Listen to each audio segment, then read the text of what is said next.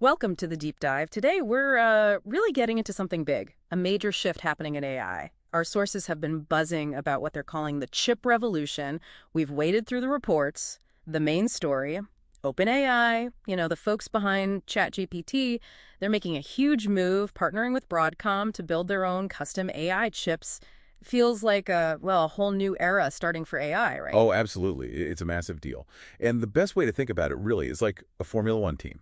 Okay, Formula One. How so? Well, F1 teams don't just, buy a standard engine. They engineer every single part, down to the nuts and bolts, or in this case, the silicon. It's all custom built, tuned perfectly for their car, their strategy. Ah, I see. So OpenAI wants that same level of bespoke control. Exactly. A completely custom brain designed just for their AI models. It gives them control, lets them innovate with the hardware itself, something you just can't do with off-the-shelf stuff. That F1 comparison really clicks. And the scale, it's not small, is it? Not at all. We're talking a partnership worth over $10 billion. 10 billion. Wow. Yeah. And sources say production starts in 2026.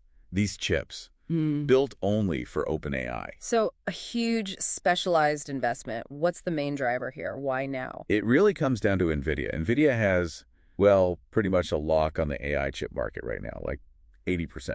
Right, they're the big player, the gatekeepers almost. Exactly. And that creates two big issues for a company like OpenAI. First, NVIDIA's GPUs are incredibly expensive, eats into their operating costs. Second, there's the risk of shortages. What happens when demand spikes? Can they get the chips they need? Okay, so cost and supply chain security. Precisely. Plus, having custom silicon lets them potentially design totally new AI approaches, ones tailored perfectly to their models. Gives them a performance edge, long-term independence. Generic chips just can't match that. Control, cost savings, innovation, supply security. Makes sense. But building custom chips, that sounds incredibly hard, like one of the toughest engineering jobs out there. Oh, it is. Immensely complex, even with a partner like Broadcom, who are experts. Just the initial design phase, easily $500 million. $500 million just to design it. Yep. And then there's this critical moment called tape-out. Mm-hmm. That's when the final blueprint goes to the factory. It's kind of a point of no return. And no guarantee it works perfectly first time. No guarantee at all. It's high stakes, like designing a skyscraper and hitting print. The Broadcom partnership obviously brings huge expertise to manage that risk, but it's inherently complex. Right. So, given that massive challenge, that huge investment, this has to be bigger than just OpenAI's internal needs, surely. Is this, the start of those chip wars people have been talking about? I think it really is, yeah. Not like NVIDIA's going away overnight. Definitely not. But it's maybe the beginning of the end of their total dominance. We're seeing diversification. We've seen others do this, right? Google, Amazon. Exactly. Google with their TPUs, Amazon with Graviton processors, Apple's M-series chips.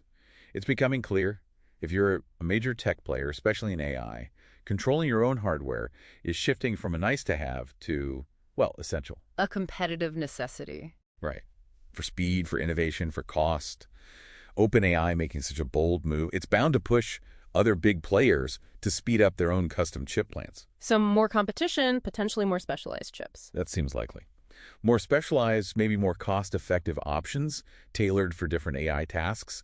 It could really shake up the power dynamics. It really does feel like a transformative moment for AI hardware. Not just what AI does, but how it's actually built right from the silicon up, driven by this intense competition. Absolutely. And that leads to a really interesting question for you, the listener, to think about.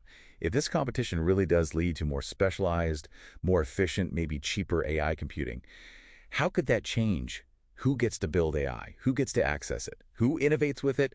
Could it actually, democratize AI power beyond just the handful of current tech giants? What new things become possible then?